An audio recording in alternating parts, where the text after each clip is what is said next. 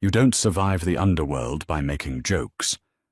But when the head of the Costello Syndicate hired a quiet woman in a faded denim jacket to be his personal shadow, everyone laughed. They thought she was a punchline, a human shield made of glass meant to insult his overly cautious capos. They stopped laughing the night 6 armed hitmen walked into a private room at the Belmont Hotel, and only she walked out. She wasn't a punchline. She was the executioner. Leo Costello hated Thursdays. Thursdays were for accounting, and accounting in a criminal enterprise mostly consisted of sitting in a windowless room, breathing in recycled cigar smoke, and listening to men with thick necks lie about why their envelopes were light. Today was worse than a standard Thursday. Today he also had to replace Tommy. Tommy had been Leo's personal shadow for 5 years. He was 6'4", built like a brick wall, and completely devoid of independent thought. He was exactly what a mafia boss needed in a bodyguard. Unfortunately, Tommy had stepped out of Leo's armored Lincoln on Tuesday morning and caught 3 ounces of high-velocity lead in his chest. Leo had survived only because Tommy's massive frame had jammed the car door shut as he fell. Now Leo sat in the back office of a high-end meatpacking facility he used as a front, nursing a headache that felt like a localized thunderstorm behind his right eye. His underboss, a walking ulcer named Dom, was parading replacements through the heavy steel door. "Next," Dom barked, rubbing a hand over his balding head. The door creaked open. Leo didn't look up from the ledger on his desk. He waited for the heavy thud of combat boots or the overpowering scent of cheap cologne that usually accompanied these meatheads. Instead, he heard the soft, almost imperceptible squeak of worn rubber soles on concrete. Leo raised his eyes. Standing in the doorway was a woman. She was maybe 5'6", drowning in an oversized surplus field jacket that had seen better decades. Her hair was pulled back into a severe, messy knot. She didn't carry herself with the puffed-up chest of a street thug. She just stood there perfectly still, her hands resting easily in her pockets. She looked tired. Bone-deep soul-scraping tired. "What's this?" Leo asked, his voice a low, gravelly scrape in the quiet room. Dom blinked, looking at his clipboard, then at the woman. The agency sent over a list. She was in the waiting room with the others. Figured she was a clerical applicant who got lost. "I'm not lost," the woman said. Her voice was flat, devoid of any inflection. It wasn't defensive, it was just a statement of fact. The sign outside said, "Walk-ins for security logistics." "I need a job." Leo leaned back in his leather chair, the leather groaning in protest. He studied her. No makeup. Dark circles under eyes that were a strange, muddy hazel. She looked at him, not as a feared boss of the city's largest syndicate, but the way someone looks at a delayed train. An inconvenience. "Security logistics," Leo repeated, testing the words. "Do you know who I am?" "You're the guy with the empty chair in the hallway with a blood stain on the upholstery," she said. "Which means your last guy didn't do his job. And now you need a new one."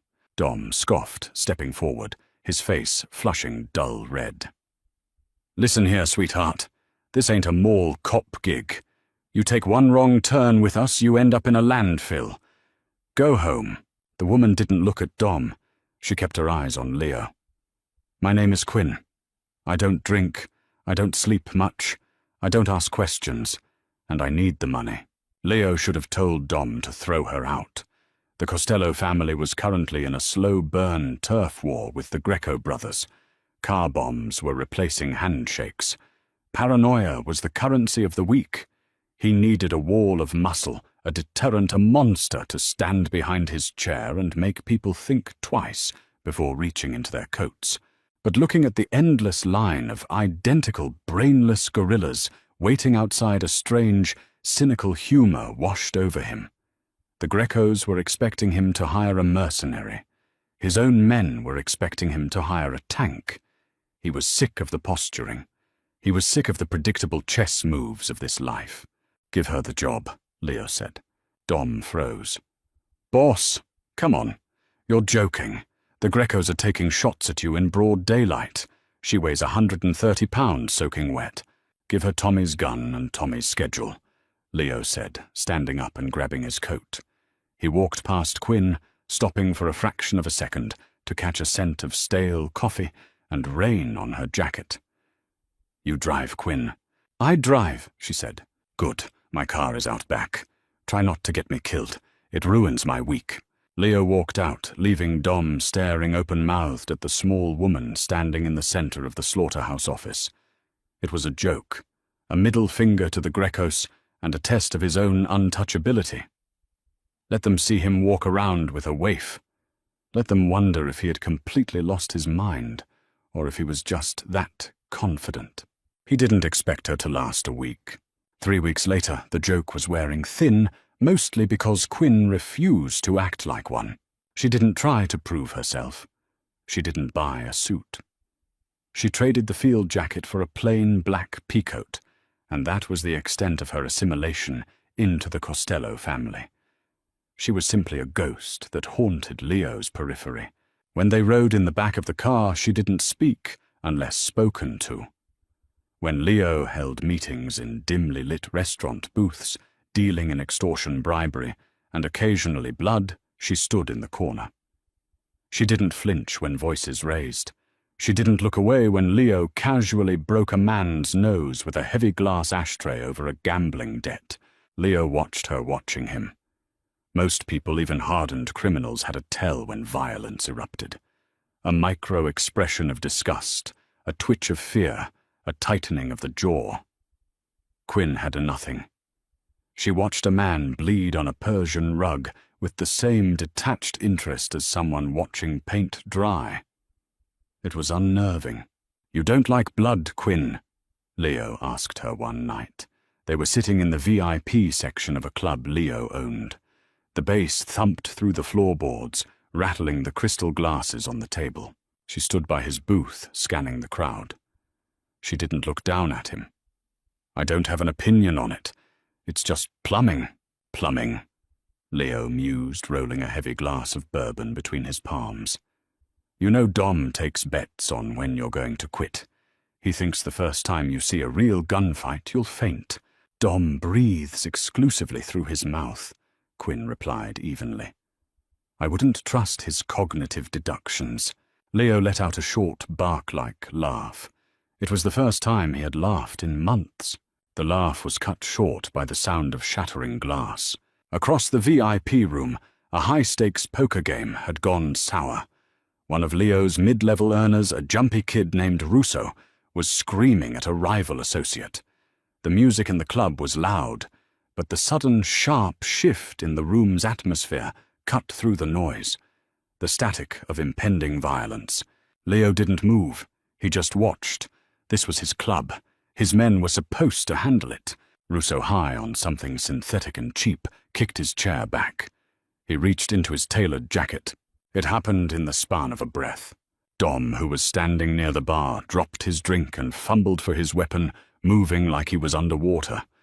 Leo braced himself for the deafening crack of a gunshot, but Quinn was already gone from his side.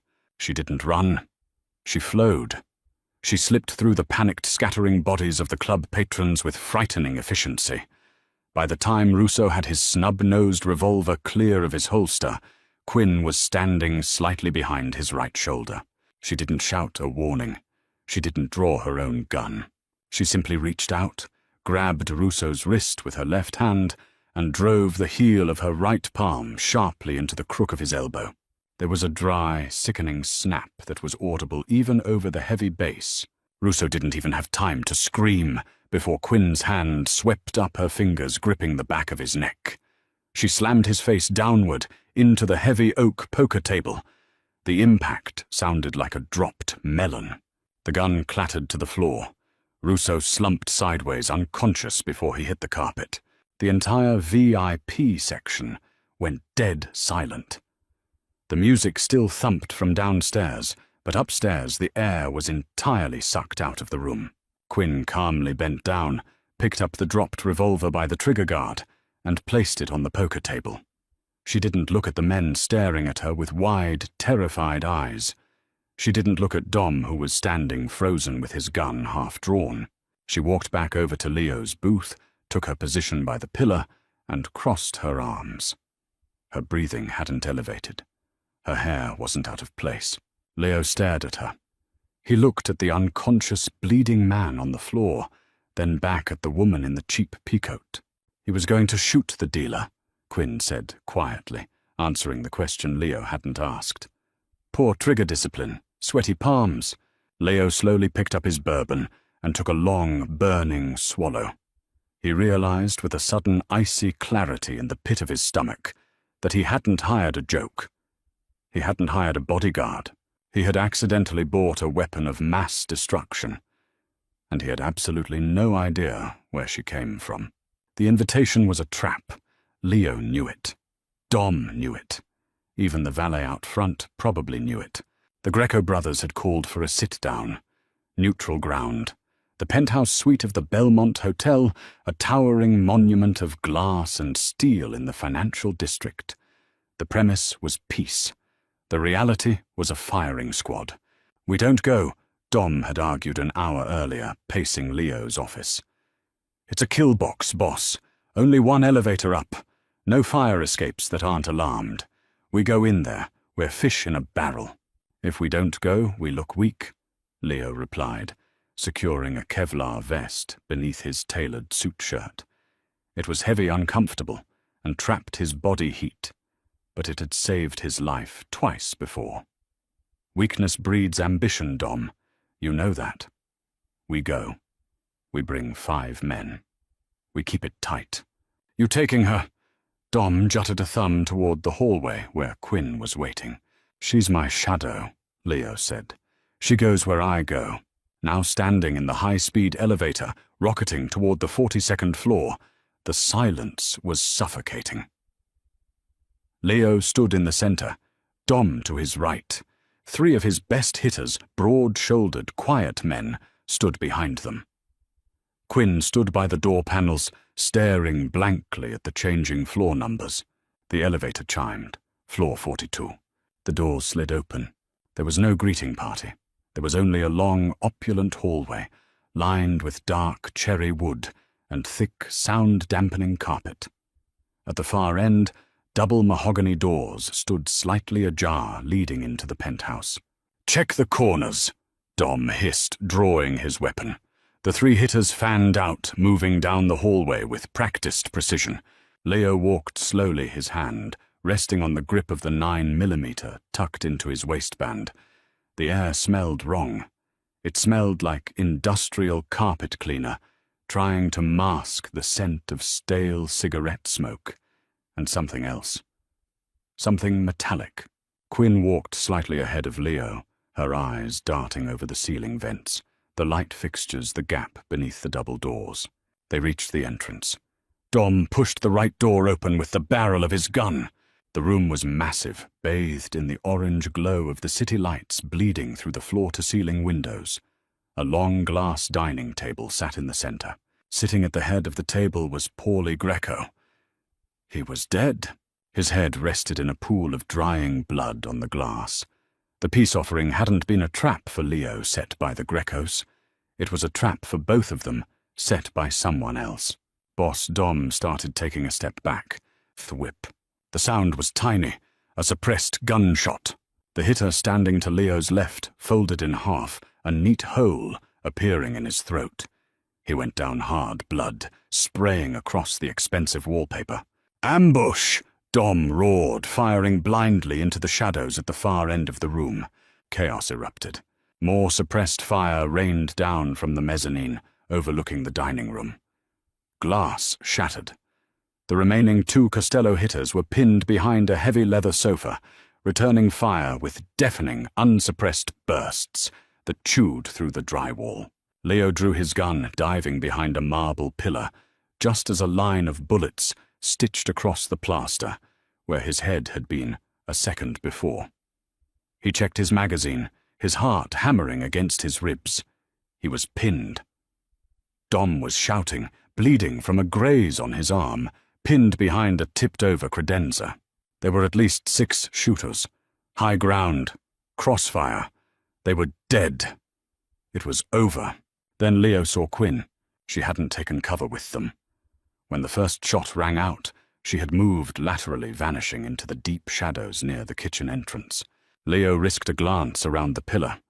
2 heavily armed men in black tactical gear were advancing from the left flank, moving to outflank Dom's position. Before Leo could line up a shot, a shadow detached itself from the wall behind the advancing men. Quinn didn't shoot. She moved silently, closing the distance with terrifying speed. She grabbed a heavy cast-iron fireplace poker from the hearth as she passed it. She swung it once. It connected with the back of the first man's knee. The joint buckled with a sickening crunch. As the man went down, Quinn didn't stop.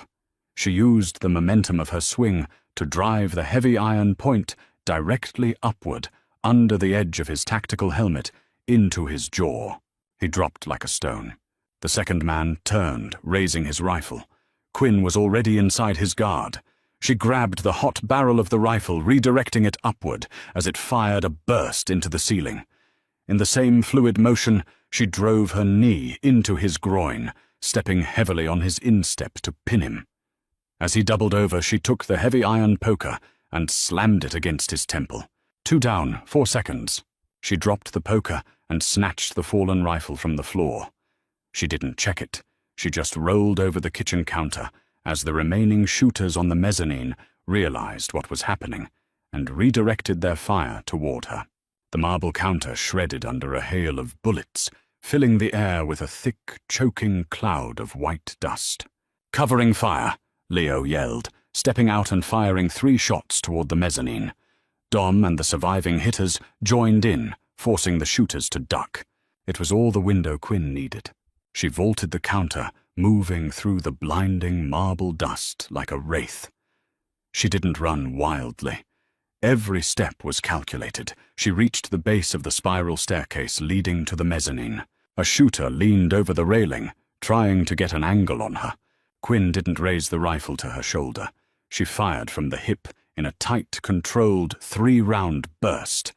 The man jerked backward, crashing through the glass railing and falling 20 feet to the dining room floor, his neck snapping on impact. 3 down. Leo watched, utterly paralyzed by the brutal efficiency of it. He had seen violence his whole life. He had ordered it. He had committed it. But this was different. This wasn't anger. This wasn't a turf war. This was an exterminator, clearing a pest infestation. Quinn bounded up the stairs 2 at a time. Gunfire erupted on the mezzanine. A man screamed, then a heavy thud. Silence descended on the penthouse, thick and heavy, broken only by the sound of Dom's ragged breathing and the distant wail of police sirens down on the street. Leo slowly stood up, keeping his gun raised. The marble dust was settling. The smell of copper and cordite was overpowering. "Quinn!" Leo called out, his voice sounding hollow in the massive room. A moment later she appeared at the top of the stairs. She was covered in white dust. There was a splash of bright red blood across her pale cheek, though it clearly wasn't hers. She was holding a tactical combat knife in one hand and a stolen sidearm in the other. She walked down the stairs, stepping over the shattered glass and the bodies without looking at them. She reached the bottom, walked over to Leo, and stopped.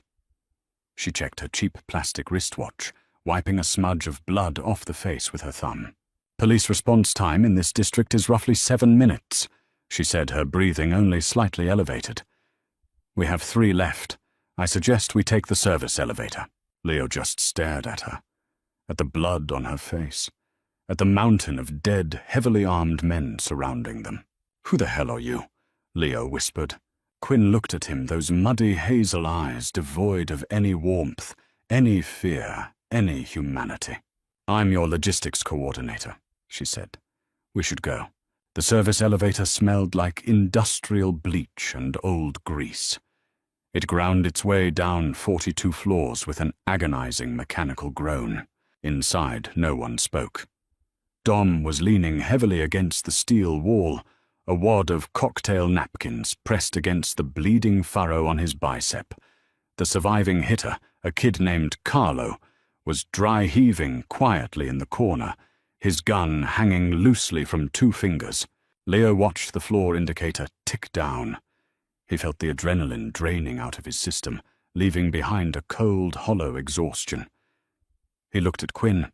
She was methodically ejecting the magazine from the stolen sidearm, checking the remaining rounds, and slamming it back home. She wiped the blood from her cheek with the back of her sleeve. It smeared into a rusty streak across the dark fabric. She didn't look like a savior. She looked like a mechanic finishing a shift. "Who set it up?" Leo asked. His voice was raw. Quinn slid the gun into her coat pocket. The men upstairs were using suppressed FN-57s, body armor piercing, high-end optics, no identifying patches, but their boots were uniformly laced in a straight bar pattern. Military or ex-military, PMC. That wasn't a mob hit. That was a corporate liquidation. Dom scoffed, wincing as he shifted his weight. "Corporate? What are you talking about, you crazy bitch? The Grecos set us up. It was a suicide play. Paulie Greco was dead before we walked in the room," Quinn said calmly, turning her dead-eyed stare on Dom. "Blood coagulation suggests he had been shot at least 20 minutes prior. They used him as bait. They used you as bait. Someone is wiping the board." The elevator jolted to a halt in the underground loading dock. The doors parted. The heavy damp air of the subterranean garage hit them. "My car is parked 3 blocks east," Quinn said, stepping out into the dim fluorescent light.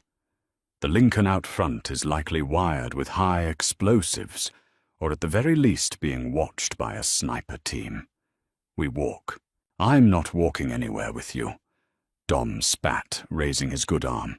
His hand was shaking. He pointed a finger at Quinn. "Boss, look at her. Look at what she just did. You think a temp agency sent that she's a plant. She's the one who let them in."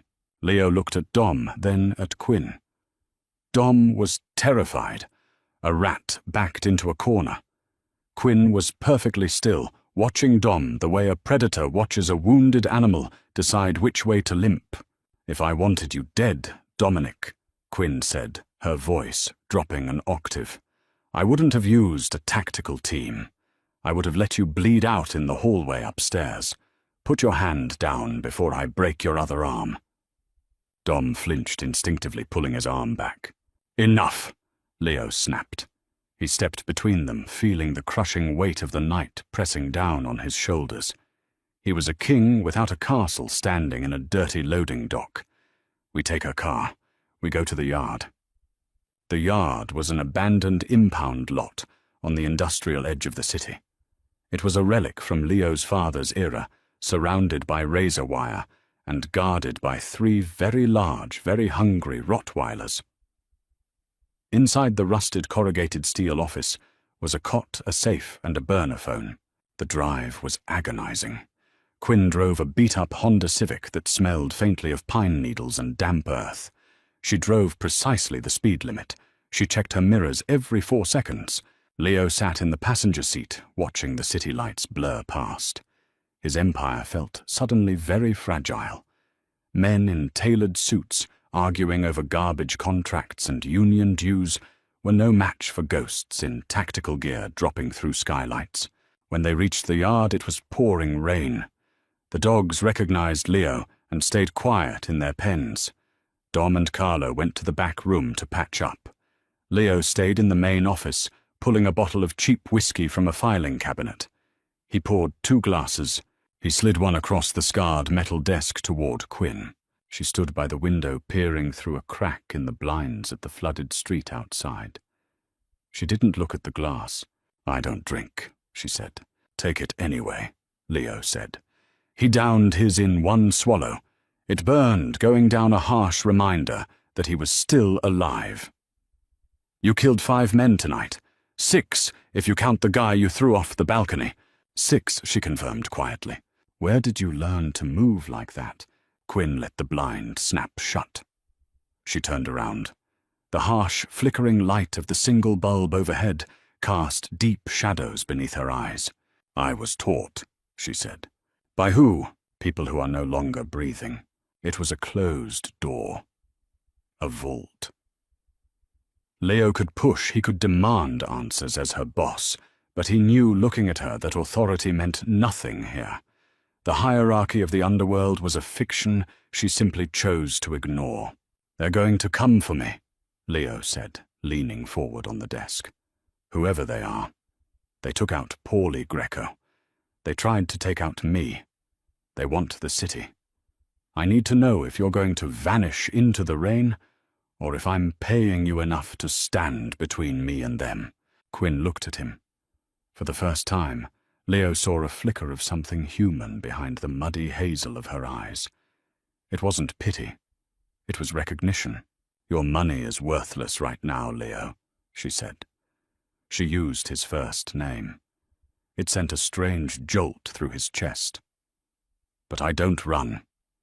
And I don't leave a job unfinished. Get some sleep. Tomorrow we hunt. Sleep was a luxury Leo couldn't afford.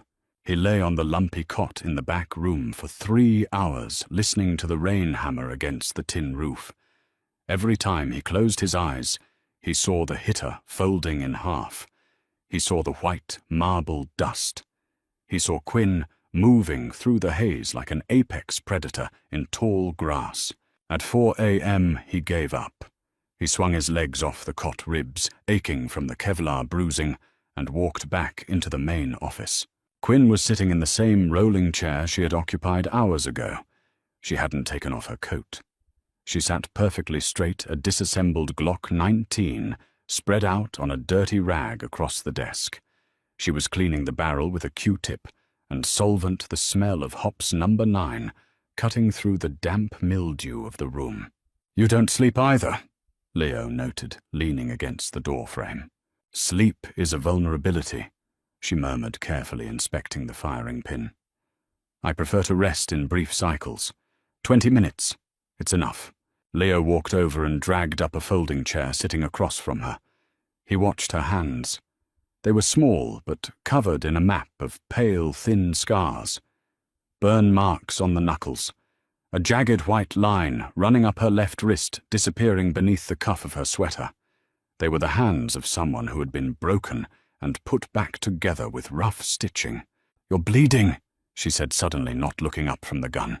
Leo frowned, touching his neck. His fingers came away sticky. A shard of marble from the kitchen counter at the Belmont must have clipped him. A thin stream of blood had dried into his collar. Before he could react, Quinn set the firing pin down. She reached into a small canvas bag at her feet and pulled out a basic first aid kit. She stood up, walked around the desk and stopped in front of him. Sit still, she ordered. Leo froze. Her proximity was jarring. She smelled like gunpowder rain and something inherently clean like cold steel. She tore open an alcohol prep pad. This will sting, she said. She pressed the pad to his neck. It burned like fire. Leo gritted his teeth, refusing to flinch. Quinn was close enough that he could see the slight unevenness of her breathing. He could see a tiny crescent-shaped scar just below her left collarbone, visible where her shirt dipped. She wasn't a machine. The realization hit him with a strange, heavy weight. She was bleeding out her own ghosts, hiding them behind a wall of absolute apathy. Why did you take this job, Quinn? Leo asked softly, the distance between them vanishing into inches. You don't care about money. You said it yourself. Her hand paused on his neck. For a fraction of a second, her eyes met his. They were close. Too close. The cynical mob boss and the haunted killer existing in a vacuum of a ruined world. Because sitting in a quiet room is too loud. She said, her voice barely a whisper. I need the noise. I need the static. Your world is very noisy. She taped a butterfly bandage over the cut. Her fingers lingered for a heartbeat on his skin. It wasn't a caress. It was a tactical assessment of his pulse. But it burned more than the alcohol. She stepped back abruptly, the wall slamming back into place. "We have a problem," she said, turning back to the desk and rapidly reassembling the Glock. "Besides the private army trying to kill me." "Yes, Dominic." Leo's jaw tightened. "Dom is an idiot, but he's been with my family for 20 years. He's loyal. Loyalty is a shifting metric," Quinn said, sliding the magazine into the grip with a sharp clack. "I checked the call logs on the burner phone while you were pretending to sleep. Dominic made 2 calls from the bathroom an hour ago. The numbers were encrypted. They routed through a server offshore." Leo felt a cold stone drop into his stomach. "He's calling a doctor. His arm is infected." He was whispering Leo, and he locked the door. Quinn looked at him. "The tactical team at the Belmont knew our exact entry time. They knew the floor. They knew Paulie Greco would be vulnerable. Someone gave them the itinerary. Only you, me, and Dominic knew we were going tonight." Leo stared at the rusted metal of the desk. Dom. The man who had taught him how to shoot. The man who had carried his father's casket. "If you're wrong," Leo started. "I'm never wrong about survival geometry," Quinn cut in. "He's scared. The new players terrified him. He sold you out to buy a seat at their table." A heavy silence filled the room. Leo knew she was right. The math worked. The hesitation in Dom's voice, yesterday. The insistence that going to the Belmont was a trap, yet pushing Leo to walk into it, anyway creating plausible deniability. "Where is he?" Leo asked, his voice dead. "He took Carlo out to the perimeter 10 minutes ago.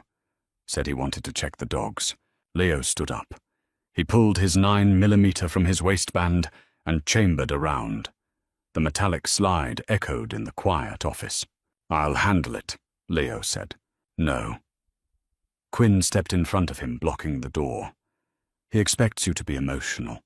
He expects you to hesitate. I don't." Leo looked down at her. She was smaller than him, but she felt like a concrete wall. "He's my mess. My family. You're paying me to keep you alive," she said softly. "Let me do my job, Leo." The rain had stopped, leaving a heavy, clinging fog over the impound lot. The rusted husks of crushed cars loomed like gravestones in the pale light of dawn. Leo stepped out of the office, his boots crunching softly on the wet gravel. Quinn was a shadow beside him, slipping seamlessly between the blind spots of the floodlights.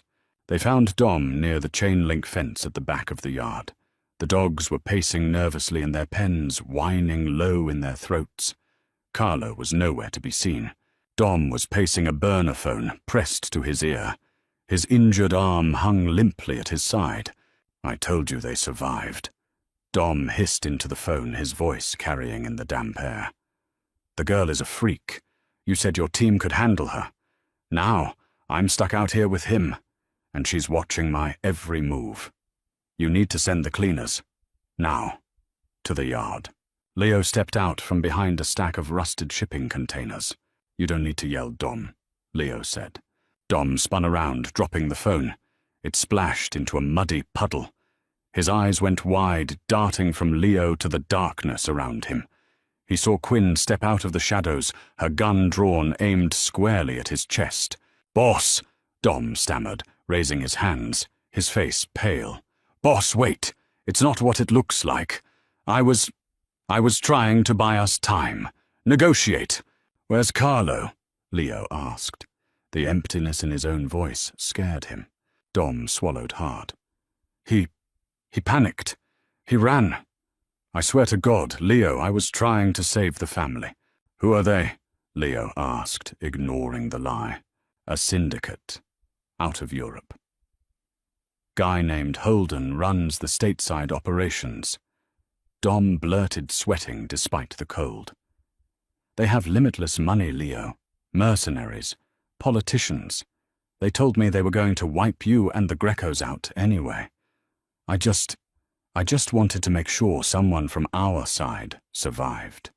To rebuild." "You sold me for scrap," Leo said. "They're coming Leo right now. They tracked the phone." Dom screamed panic, finally breaking him. He lunged for his own gun, clumsily pulling it from his holster with his good hand. He never cleared the leather. 2 suppressed shots coughed in the fog. Thwip. Thwip. Dom's knees buckled. He looked down at the 2 dark holes blooming in his chest. He looked at Leo, his mouth opening and closing silently, before he pitched forward into the mud. Leo didn't flinch. He looked at Quinn. Her gun was still raised. She hadn't blinked. "You didn't let him pull it," Leo said quietly. "I don't believe in fair fights," Quinn replied, lowering the weapon. "We have less than 3 minutes before Holden's cleaners arrive. The dogs are quiet. That means they're already dead. Snipers on the perimeter." As if on cue, a high-caliber round slammed into the shipping container, inches from Leo's head, showering him with rust and sparks. The boom echoed a second later. "Move!" Quinn grabbed his shoulder, yanking him hard to the right. They scrambled behind a crushed school bus as the yard erupted. Floodlights shattered, plunging the lot into darkness. The staccato pop of suppressed submachine guns tore through the fog, chewing through the metal cars around them. "How many?" Leo shouted over the noise. "At least 8. 2 sniper overwatch." Quinn calculated her voice terrifyingly calm as she checked her angles. "We can't outshoot them. We have to blind them." "How?" Quinn looked at the rows of crushed cars. "Gasoline. The soil here is soaked in it, from years of leaking tanks. We need a spark." She didn't wait for his approval. She broke from cover, sprinting low across the open lane. Bullets kicked up mud at her heels. She dove behind a rusted tow truck. Leo laid down covering fire, aiming blindly at the muzzle flashes in the fog. He felt a burning graze on his shoulder, but ignored it. He wasn't a boss sitting behind a desk anymore. He was a soldier in the dirt. Quinn was beneath the tow truck. She pulled a flare from her deep coat pocket, something she had apparently looted from the safe house. She cracked it, the harsh red light casting demonic shadows across her face. She tossed it not at the men, but at a depression in the ground near a stack of old oil drums. The ground itself caught fire. Years of accumulated fuel and grease ignited in a massive rolling fireball. The shockwave knocked Leo off his feet. The flames leapt 30 feet into the air, turning the fog into a blinding orange wall of heat and smoke. The sniper's thermal optics were instantly useless. The cleaners in the yard were caught in the inferno, screaming as the flames cut off their advance. Now, Quinn appeared out of the smoke, grabbing his arm. She was covered in soot, her eyes reflecting the fire. They ran. They didn't look back. They scrambled over the chain-link fence at the rear of the yard, tearing their clothes on the razor wire, and dropped into the deep drainage ditch on the other side. They scrambled through the muck, moving blindly in the dark, the roar of the fire fading behind them. When they finally collapsed under the concrete arch of an overpass, completely off the grid, and miles from the yard, the sun was just beginning to crack the horizon. Leo lay on the cold concrete, gasping for air, staring at the ceiling. His empire was ashes. His men were dead. His most trusted friend had betrayed him. He turned his head. Quinn was sitting against the concrete pylon, her knees drawn up, quietly reloading her weapon. She looked battered, bruised, and utterly composed. She caught him looking. "We need a new car," she stated flatly. Leo started to laugh. It was a broken, cynical sound that echoed under the bridge. He laughed until his ribs ached, until the exhaustion finally overtook the panic. He wasn't her boss anymore. He was just a ghost sitting next to a monster in the dark. And for the first time in his life, he felt entirely safe. "Yeah," Leo breathed out, resting his head back against the concrete. "We'll get a new car. They didn't steal a sports car. They stole a 1998 Subaru Outback from a commuter lot behind a diner. It smelled of stale French fries and wet dog, but it had a full tank of gas and four-wheel drive. Quinn hot-wired it in under 40 seconds, her scarred fingers manipulating the exposed wires beneath the steering column With surgical precision, they drove west for 3 hours, putting the burning wreckage of Leo's empire in the rearview mirror. The silence in the car was absolute. Leo watched the highway markers blur past. The adrenaline crash had hit him an hour ago, leaving him shivering in his ruined, mud-caked suit. He felt hollowed out. His men were dead. His territory was gone. Everything his father had built, everything Leo had bled to maintain, had been erased in a single night by a man he had never even met. "We need supplies," Quinn said. It was the first time she had spoken since the overpass. "I have 3,000 in wet hundreds in my money clip," Leo said, his voice raspy, "and a frozen bank account that will flag my location the second I try to access it. Keep the cash. We need off-the-grid logistics." She pulled the Subaru into a decaying strip mall on the outskirts of a dying steel town. The rain had started again, a cold, miserable drizzle. Quinn parked behind a 24-hour pharmacy. "Stay low," she ordered. She slid out of the car, pulling the collar of her peacoat up. Leo watched her walk into the harsh, fluorescent light of the store. He leaned his head against the cold glass of the passenger window. He closed his eyes, and immediately Dom's face flashed behind his eyelids. The look of sheer terror. The betrayal. 20 minutes later, Quinn returned. She tossed a plastic bag into Leo's lap.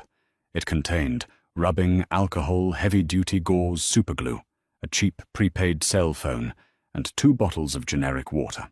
She put the car in drive and pulled into an anonymous motel 2 blocks away. The neon sign buzzed, half the letters burned out. It was a place for people who didn't want to be found. Room 114 smelled of old cigarettes and mildew. There was a single queen bed with a faded floral bedspread. Quinn walked in, locked the deadbolt, and immediately drew the heavy curtains shut, sealing them in the gloom. She didn't sit down. She walked into the small bathroom, turned on the harsh overhead light, and stripped off her coat. Leo sat on the edge of the bed, feeling the weight of the silence. He heard the squeak of the faucet, the rush of cold water. He stood up and walked to the bathroom doorway. Quinn was standing over the sink in a grey undershirt. Her left arm was covered in blood. The sleeve was torn. A deep, ugly laceration ran from her shoulder down to her bicep. She hadn't made a sound. She hadn't even limped. She uncapped the rubbing alcohol and poured it directly over the open wound. Her jaw locked tight. The muscles in her neck stood out like steel cables, but she didn't gasp. She just watched the blood and dirt wash down the porcelain drain. "You're hurt," Leo said. It was a stupid, obvious statement, but he didn't know how else to bridge the gap. "Shrapnel from the container in the yard," she said evenly. She picked up the tube of superglue. "Let me," Leo said, stepping into the cramped bathroom. Quinn paused. She looked at him through the mirror. Her muddy hazel eyes were guarded, defensive, calculating the risk. Then slowly she lowered the glue and stepped back. Leo washed his hands, his knuckles bruised and raw. He took the alcohol pad, the gauze, and the glue. He stood beside her, acutely aware of the cold, hard lines of her body. She was corded muscle and scar tissue. "Hold still," he murmured. He worked quietly, pinching the edges of the laceration together and running a bead of glue along the seam. It was a crude battlefield fix, but it stopped the bleeding. He wrapped it tightly in gauze. "Thank you," she said. Her voice was flat, but the edge was gone. "You saved my life twice tonight, Quinn. Pinning a bandage on you is the least I can do." Leo stepped back, leaning against the doorframe. "Who is Holden?" Quinn rolled her injured shoulder, testing the makeshift stitches. "Holden isn't a mobster. He's a corporate liquidator for a private military syndicate.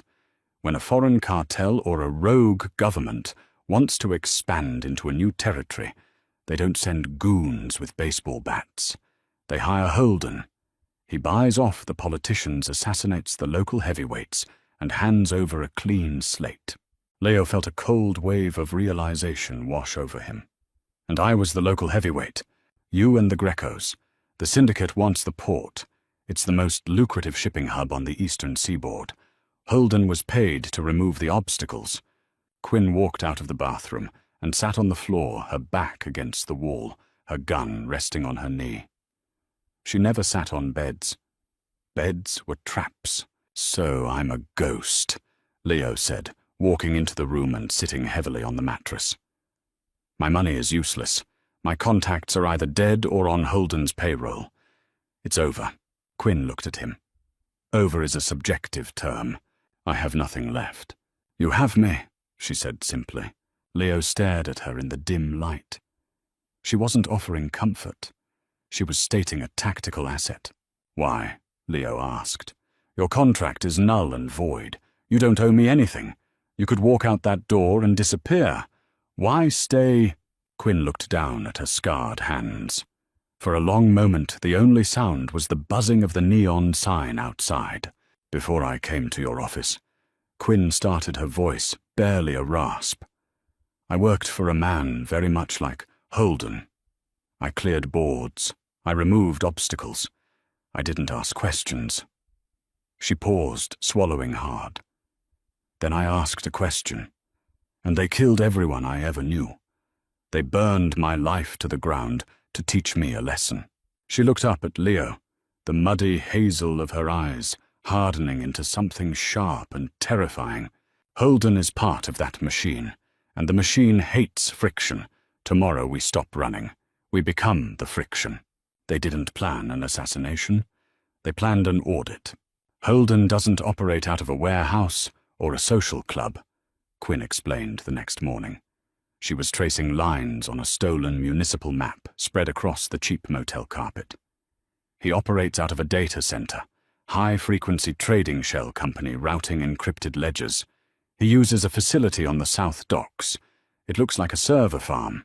It acts like a fortress. If he has a private army, we can't just walk in the front door," Leo said, studying the map. "We don't go through the door. We go through the ventilation," Quinn said. "But first we need hardware. Your 9mm and my Glock won't breach level 4 body armor. We need kinetic force." Leo knew a guy. Everyone in his position knew a guy, but this one wasn't a syndicate loyalist. He was an independent arms dealer who operated out of a rusted-out barge moored on the river. A paranoid old Russian named Yuri, who only dealt in cash and didn't care about syndicate politics. They drove the Subaru to the riverfront, under the cover of a thick, grey, overcast sky. The transaction was swift, cold, and expensive. Leo handed over every wet $100 bill in his money clip. In return, Yuri slid 2 heavy canvas duffel bags across the metal table. Inside were 2 FNP-90 submachine guns with armor-piercing ammunition, a dozen fragmentation grenades, breaching charges, and 2 lightweight Kevlar plate carriers. "You make war, Leo?" Yuri asked, his gold teeth flashing in the gloom of the barge. "No," Leo said, looking at Quinn, who was already inspecting the action of the P-90 with terrifying familiarity. "We're doing pest control." By midnight, the rain had returned, a torrential downpour that turned the South Docks into a sprawling, flooded maze of shipping containers and concrete. The data center sat on a concrete pier, a brutalist block of windowless grey stone, surrounded by a 12-foot electrified fence and patrolled by men carrying assault rifles and walking Belgian Malinois. Leo and Quinn lay on the roof of an adjacent warehouse, the rain soaking through their clothes. Leo peered through a set of thermal binoculars. 4 exterior guards, overlapping patrol routes, Leo whispered. "The cameras are thermal. They'll see us the second we touch the fence." "They won't," Quinn said. She was linking a small weatherproof tablet to a localized radio jammer she had built from scavenged motel electronics and Yuri's spare parts. "Holden uses a centralized security network. It's efficient, but it has a single point of failure. The localized nodes ping the main server every 60 seconds. If the ping is delayed by a packet flood, the system reboots the optical sensors to clear the cache. It gives us an 8-second blind spot." Leo looked at her. "You know how to hack a military-grade security grid. "I know how to break things," she corrected him. "Ready." Leo tightened the straps on his plate carrier and racked the charging handle of his P90. He wasn't afraid. The fear had burned out in the impound lot. Now there was only a cold, methodical anger. "Do it," Leo said. Quinn tapped the screen. "Rebooting. 8 seconds. Go." They dropped from the warehouse roof onto the wet concrete below, landing silently. They sprinted across the open ground. The heavy rain masked the sound of their boots. 3 seconds. 4 seconds. They reached the fence. Quinn slapped a small strip of C4 to the concrete base where the fence anchored. 6 seconds. 7 seconds. Click. The cameras whirred, the red lights flickering back on. They were already pressed flat in the mud beneath the camera's blind spot. A patrol guard rounded the corner, his dog straining at the leash. The dog stopped its ears, perking up. It smelled them. It opened its mouth to bark. Quinn moved faster than the dog could react. She slipped her suppressed pistol from her holster and fired twice. Thwip. Thwip. The dog went limp. The guard opened his mouth to shout, reaching for his radio. Leo stood up smoothly, raising his P90. He fired a short, controlled burst. The armor-piercing rounds punched cleanly through the guard's ceramic plate. The man dropped without a sound. Leo looked down at the dead man, then at the gun in his hands. He had ordered hundreds of hits in his life. He had never felt the recoil of the weapon that executed them. It felt heavy. It felt necessary. "Breaching," Quinn whispered. She triggered the small charge on the fence base. It didn't explode. It cracked the concrete just enough to loosen the anchor bolts. She pulled the heavy steel mesh back, creating a gap just large enough to slip through. They moved into the shadow of the data center.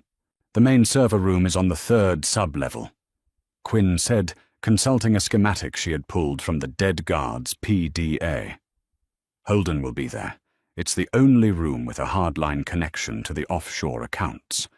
Once he realizes the perimeter is breached, he'll try to initiate a total asset transfer and wipe the drives." "He doesn't get to walk away," Leo said, his voice hard. "No." Quinn agreed. She pulled a breaching charge from her duffel bag and pressed it against the heavy steel-reinforced door leading to the service stairwell. "He doesn't." The stairwell was bathed in harsh red emergency lighting. The blast from the breaching charge had triggered the alarms. A deafening rhythmic siren pulsed through the concrete walls, accompanied by the digitized voice of the automated security system, warning of a hostile intrusion. Quinn didn't run. She flowed down the stairs, her weapon raised her eyes, scanning the angles. Leo stayed 3 steps behind, watching her 6. They operated in total silence, communicating only through sharp gestures and taps on the shoulder. They hit the second landing. The heavy steel door burst open.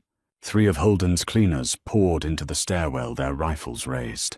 Quinn didn't hesitate.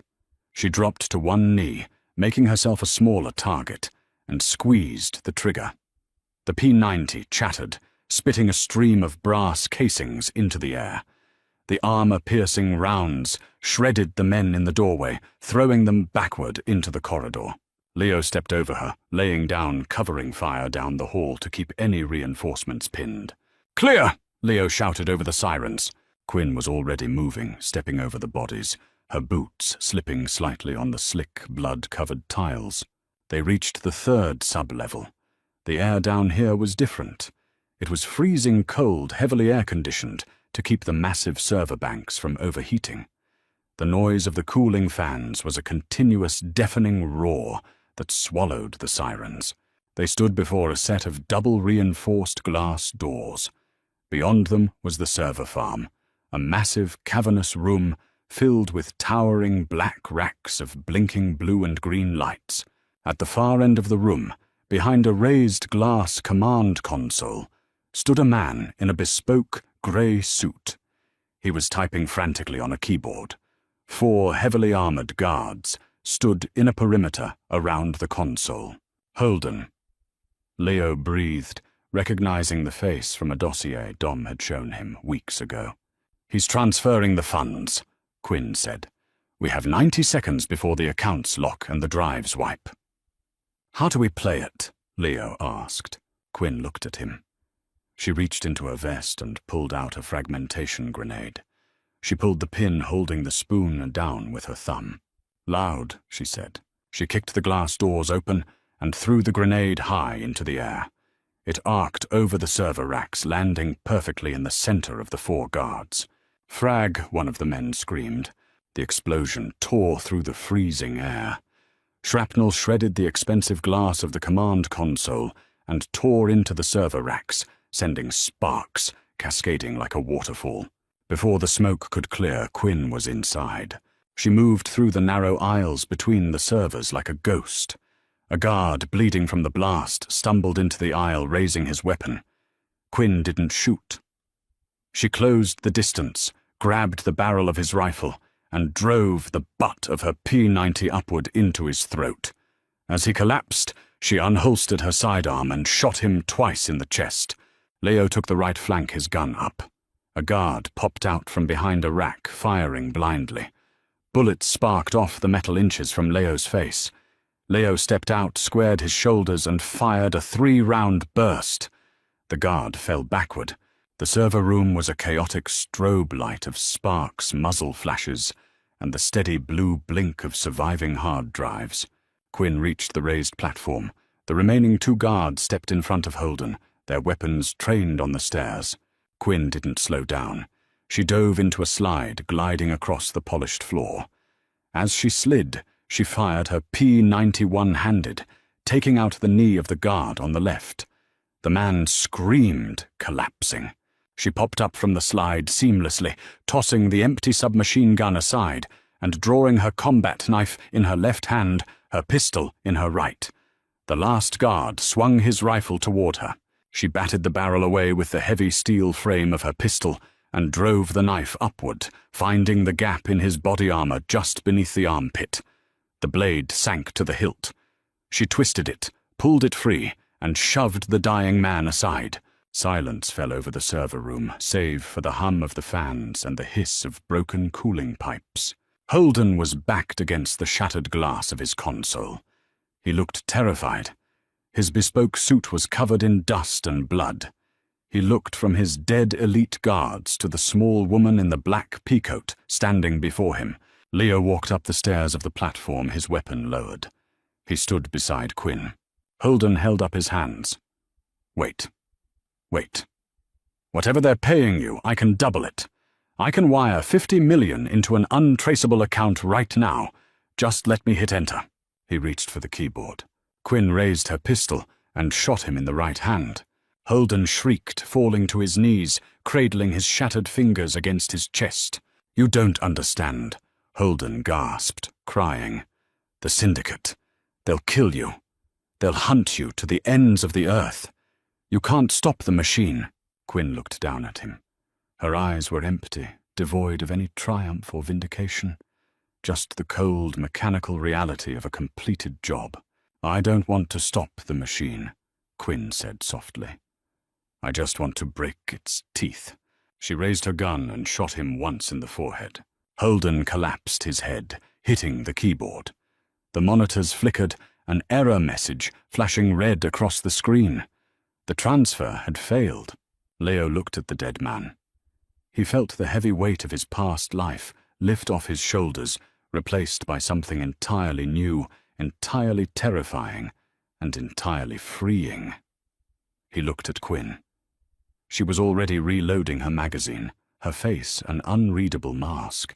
"So," Leo said, his voice echoing in the massive room. "What now?" Quinn slid the magazine home. She looked around the ruined server room, then finally looked at him. "We need a new car," she said. Leo smiled, a genuine, cynical, entirely exhausted smile.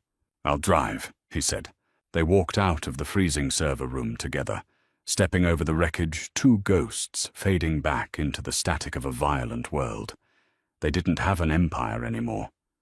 But they had something far more dangerous. They had each other. If this brutal descent into the underworld kept you on the edge of your seat, hit that like button to let the algorithm know you crave the grit. Share this video with someone who loves a story where the quiet ones are the deadliest.